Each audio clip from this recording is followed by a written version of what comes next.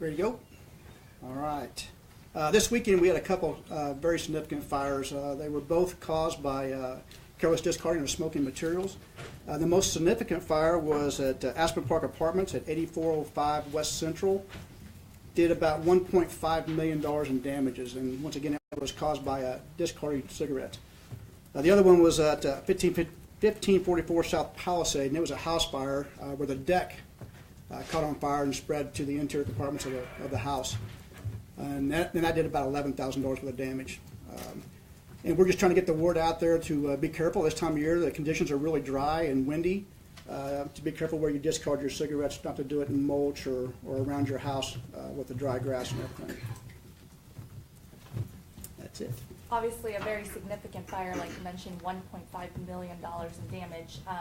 Does this concern you guys, and is this something that you guys keep seeing, obviously, every year, and you don't know how to keep on giving this message out? Right. We hope not to see this every year, but it seems to be an ongoing theme. In this time of year, with the dry conditions, with the dry grass and the wind blowing everything around, it just makes it the perfect storm for something like this to happen. So we just ask for everybody to be extra cautious. Is it to determine that was the cause of the fire? How do you guys go about determining that? It's a process of events that takes place. We try to determine where the damage is most significant, and we interview people that were there early on to see where the fire, if they saw it at an early stage. And in this case, we do have several people that lived in the apartments that saw the fire early on and saw where it started.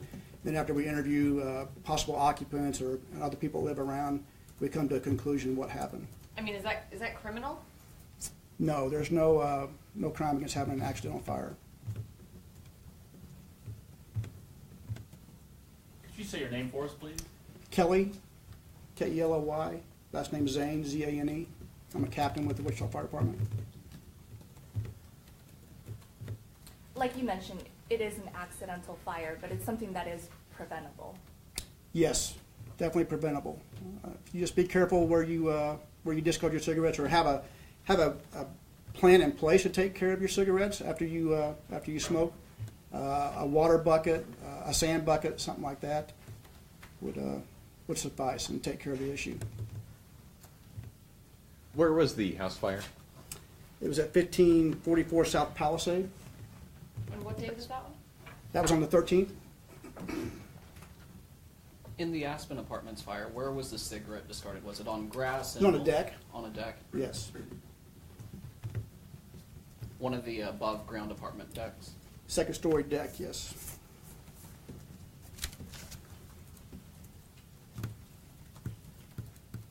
Anything else? Good. Thank you.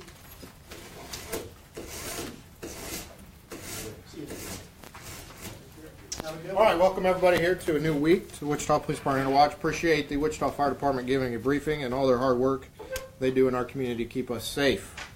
We have one item that we're going to cover today, actually two items, and then I have some visitors here with us today at the Interwatch that are going to discuss some postcards that have went out starting today and into tomorrow. First incident is going to be three different case numbers. It's going to be 18C23924, then 18C23928, and 18C23920. So 924, 928, 920. It's in reference to a burglary, theft from an automobile, and a pursuit. Occurred in the 7600 block of West Suncrest at about midnight today. On Monday, April 16th, at approximately midnight, officers responded to a larceny to a vehicle that had just occurred in the 7600 block of West Suncrest. Officers quickly arrived and they observed a blue four-door Chevy Malibu leaving the area of this larceny. Officers attempted to stop the vehicle. When the driver refused to stop, accelerated, and fled from officers. A very short pursuit ensued, and the driver of the vehicle struck a curb on 18th Street just west of Tyler. And then the driver of the vehicle and the front passenger fled both on foot from that vehicle. The driver was not located, and the front seat passenger was located in the yard of a residence in the 8800 block of West 18th Street North. This suspect, a 39-year-old female, was arrested and booked into jail for burglary to auto, and theft. The investigation revealed the suspects broke out the window of a vehicle at a residence in the 7600 block of West Suncrest and took 2 coats. Both of the coats were recovered. Officers also located a second vehicle that had been broken into in a residence in the 1400 block of Northwest Parkway. Missing from the vehicle was a backpack with ammunition and a Bushmaster AR-15. The ammunition and AR-15 were both recovered in the investigation as well. Great job by officers involved in this case. It is an ongoing investigation. We're asking the community, if they have any additional information, to please call us at 267-2111. That's Crime Stoppers or Detectives, 268-4407. What's that suspect description of the driver? I don't have a description at this time, but I will work to get you one. How old is the woman? 39. Is she cooperating with investigators? We did speak with her. We were not able to get all the information that we needed, but we continue to investigate. So they broke out window of a vehicle parked outside of a home. Correct. Two 2 vehicles. vehicles. Mhm. And sorry, go The ahead. second vehicle was also in that same block. The one with the It backpack was in ammunition. the second vehicle was in the 1400 block of Northwest Parkway. Where was the first one? 7600 block of West Okay. Suncrest. The ammunition, was it for the AR-15, and do you know how much there was? I don't. So the vehicles were locked, as far as you know? The windows were broken out on these vehicles. Yes. Was the rifle in the car that they were stopped in? Yes. Leaving something like that in a vehicle, I mean, is that something that you guys advise? You know, we always ask that if you can bring valuables inside, please do so to prohibit yourself from being a victim of a theft from your vehicle. If there's something that you have to leave in the vehicle, then obviously you want to keep it out of plain view. But if it's something that you can remove from your vehicle and bring inside to be secure, we would definitely advise that. Can you give the block of the second home one more time? Yeah, 1400 block of Northwest Parkway.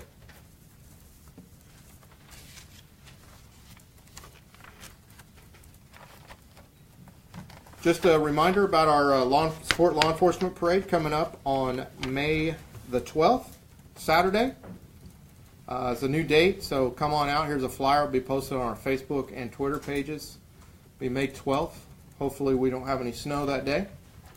We'll be able to have the parade as scheduled. So May 12th, 10:30 at Central and Main.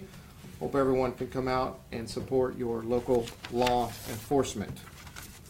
Any questions on those?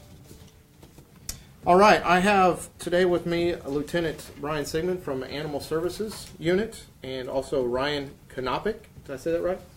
All right, Konopik, who is the postmaster for Sedgwick County. And also George Theo Harris and John Stevens, who were instrumental in working with the Wichita Police Department in developing the dangerous dog ordinance. So they're going to be speaking about a postcard that's going to be going out to all Wichita residents today and tomorrow, talking about dog attacks on postal workers and also rules of dogs within the city limits. So I will hand it over to Lieutenant Brian Sigmund and allow him to discuss a little bit further. Appreciate you being here.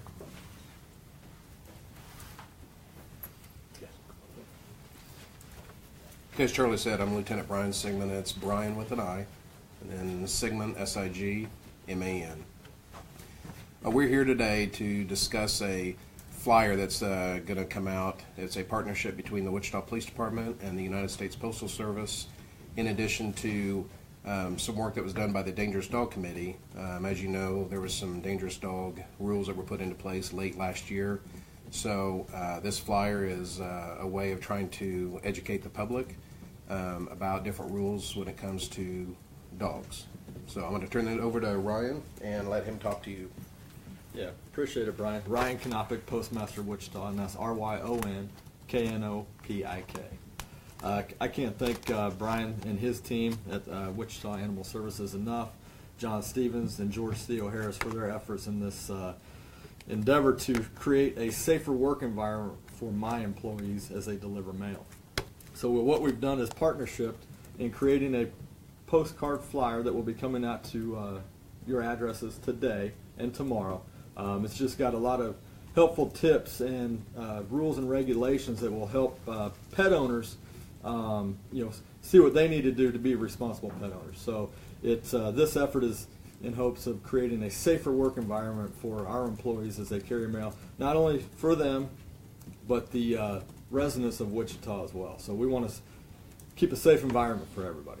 So with that, I'll turn it over to some of the committee members that help us get to this point in animal safety. Thank you. George Theo Harris. We have this dangerous dog, and this is going to be the what's going to be on the houses. So if you see this sign, there's a dangerous dog, and it's in the ordinance. Back October 1st of 2013, I went with my sophisticated notes, and we met with Chief Williams, Captain Livingston, Levanta Williams, James Clendenin, Jim Skelton, the postmaster, Evie Tan Todd at the time, Ryan Konopic was there, and John was there, and 2 other postal employees and my fiance.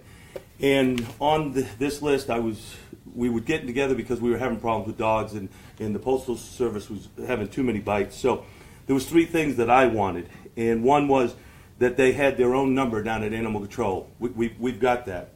They call, and they get immediate attention, hopefully. Number 2 was properly staffed field agents. We really never got that. But Lieutenant Sigmund told me today we're going to start getting some of the workers in the shelter are going to actually be going on the street, which is going to be great. And then higher fines and education through advertising efforts to enlighten those with these animals. And this is part of it. Ryan Konopic said we partnered with the Wichita PD.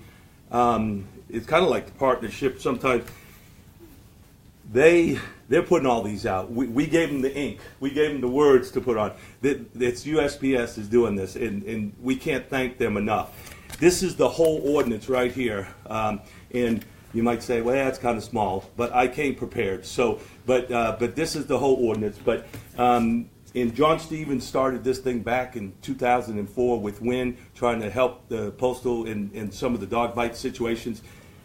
Your dog is supposed to be licensed. The city loses over $100,000, and that's a modest figure, because people aren't licensing their animals, and they're not obeying the rules. We want them to just read this, put it on your refrigerator, keep it as a handy little tool, because it tells where to go to find the ordinance. And I think it'll be better for the citizens and definitely for the USPS, and we really appreciate all they've done.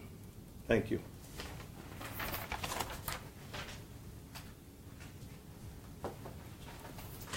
My name's John Stevens, Stevens. I was the chairman of the Dangerous Dog Committee that we put together to study the subject of dogs biting postal carriers. And Ryan has about 350 folks that are exposed to the possibility of a dog bite every day. And that was very serious to me especially. I think everyone in our group considered it a very serious situation. If you have a dog chasing you and all you're trying to do is deliver mail, that makes it a little hard for you to do your job. We accomplished our goal in that we made the study, and we all agreed unanimously before we passed it on to the Animal Control Advisory Board. They agreed unanimously, and then we carried it to the City Council, and they agreed unanimously. And so what George had on that board was the copy of the ordinance that was printed in the Eagle as a legal publication. But we thank you for watching, all of you watching for this card that's going to be sent in the mail. And hopefully you'll take a little bit of time and read it, because it has the basics of what you need to think about as a dog owner. And thank you very much. Any questions? Yeah. Can you talk about, Lieutenant Sigmund, can you talk about the number of dog bites? You might not know the figure right off the top of your head, but can you talk about, has this been decreasing, increasing over the last 5 years? Well, actually, Ryan and I were talking about that before the briefing, and the numbers are actually going down. So That's a good thing. This postcard is something that's going to get out to every single household within the city of Wichita. So we're hoping that with that the word will get out even more, and we'll continue to see a decrease. That's the whole purpose behind it. The United States Postal Service is flipping the bill for the flyers. It's a big expense, so we're hoping that people will actually take the time to read it and listen to what it says. When are these going out? Today and tomorrow. Today and tomorrow. Yeah.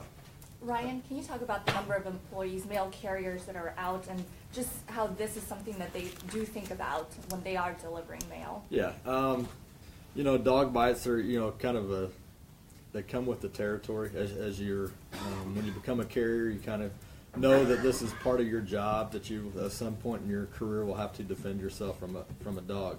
The numbers, as Lieutenant Sigmund said, within the last 5 years they've declined. We were in like the top 10 in the nation with dog bites to carriers. Not a position I was proud of being in, so we had to do something. And the partnership with Animal Services, Wichita PD, has been outstanding. We've made great strides, and we've had 7 so far this year, and our fiscal year starts in October. So 7's still too many, but it's a lot better than the 25 to 30 we were seeing just 5 years ago. So the numbers are decreasing. With our efforts in bringing awareness to the community, I think it's a good partnership. And how many mail carriers are out in the Wichita community? Yeah, we have anywhere between 350 on a given day between city carriers and rural carriers, and that's just in the city of Wichita. And then you got the surrounding areas. So a lot of carriers out on the street. They have devices with them. We've implemented the air horn system for the carriers. They've got the pepper spray with them, and they also use their satchel to try to defend themselves. Do you think a lot of homeowners just don't know what to do with their dogs in order to make sure that mail carriers are safe? I mean, is this just to let them know, hey, here's what you should do? Yeah, the flyer itself has some tips. We just ask that if you got small kids, don't have your dog out there with your kids if the mailman's around, because dogs are territorial. They're going to protect their property. And if they see a carrier come up and hand mail to a little kid or even a customer, they might think that they have to go in defense mode and defend themselves. So it's just, I don't know if it's some of it's irresponsibility. People don't keep their dogs in. We've got a lot of dogs that run loose, but we try to make customers aware to help us out identify those dogs, because we don't want to have our carrier injured or change the mode of delivery. That's our last option, is changing the mode of delivery. But if we have a loose dog, if Animal Services has a difficult time finding it, we're left with no other option than to suspend delivery for a period of time until we can ensure that we have a safe working environment for our carriers. Could that delivery suspension affect neighbors instead of just the one house? Yes. Like I said, it's our last option. We try to focus on the pet owner themselves if we've had multiple instances. When it comes to a dog attack, and if there's dogs continually running loose in the neighborhood, it could affect the entire block. Are there currently any delivery suspensions for dogs in place right now in Wichita? Yeah, we have a few that are that we're changing the mode of delivery due to some previous dog incidents. When you change the mode of delivery, what do you change it to? Yeah, from a lot of our dog bites come as the carriers are walking door to door. What we do is either change the mode of delivery to a curbside box located out by the curb, or we provide a community box, which is the cluster boxes, as we call them, which would be at the end of the street or somewhere that wasn't near where the dog did the attack. And you mentioned there have been 7 dog bites since October of 2017. Is that right? Correct. Yeah. How significant have these injuries been, and are these mail carriers recovering from what? Yeah. Thanks for their concern.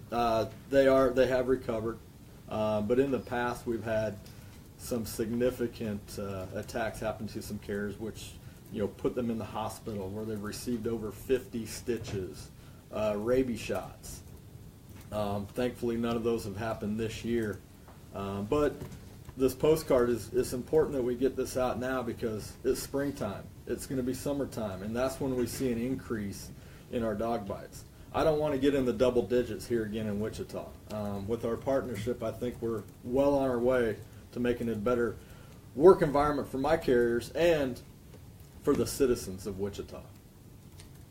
You said 7 since October 2017. How many were last year, dog bites? Last year we ended up with 18 dog bites last year. And that And would then, be, so that's October to October as well. yeah, October 1 through September 30th. Yeah. And then we were wondering about the sign, the dangerous dog sign. Is this for dogs that have previously committed dog bites? Can you talk about that, maybe, Lieutenant Seaman? Part of the dangerous dog ordinance that went into place, what happens is if we have a dog bite incident, like let's say somebody gets bit by a dog, all right, animal control or animal service officers goes out, they make up a case on it, and then I review those cases. And at that point, I determine whether or not that dog is going to be determined as a dangerous dog or a potentially dangerous dog. If they're a level 1 or level 2 dangerous dog, then what happens is there's a list of prerequisites that goes out to that dog owner.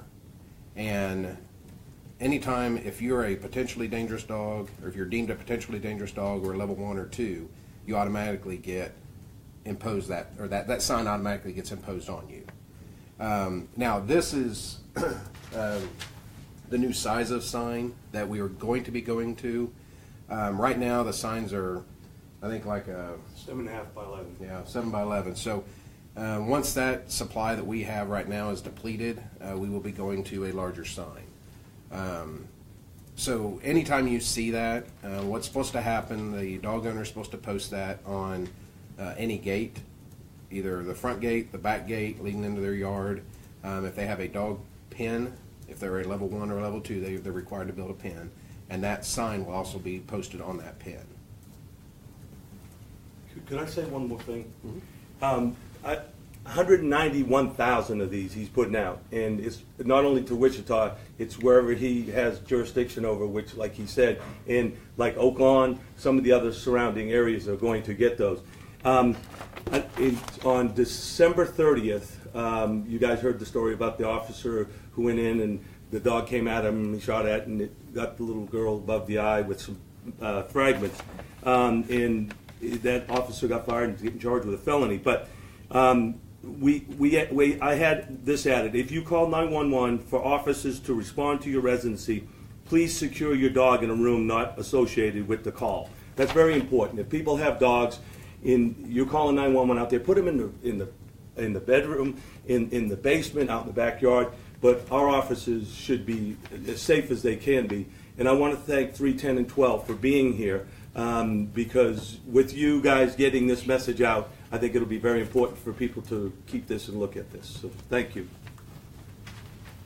Any other questions?